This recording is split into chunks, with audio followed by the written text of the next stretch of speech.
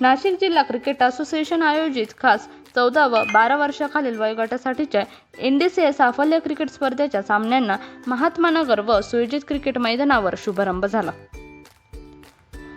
तसेच खुल्या गटातील SMBT मान्सून लीग व 19 वर्षाखालील वयोगटासाठीचे कै शिवाजीराव कातकडे स्मृती चषक मेमोरियल ट्रॉफी स्पर्धेच्या सामन्यांना MCC म्हसरूळ व SSK क्रिकेट मैदानावर शानदार शुभारंभ झाला। यावेळी उद्घाटन प्रसंगी साफल्य हॉस्पिटलचे doctor Birla, doctor Murkute, doctor Sangle, स्पर्धेचे प्रायोजक कुणाल कातकडे, नाशिक जिल्हा क्रिकेट असोसिएशनचे चेअरमन धनपाल शहा, सेक्रेटरी समीर रक्टे, खजिनदार हेमंत देशपांडे, पदाधिकारी शिवाजी उगले, शेखर घोष, सर्वेश देशमुख, पंच प्रदीप गायधनी आदी उपस्थित होते।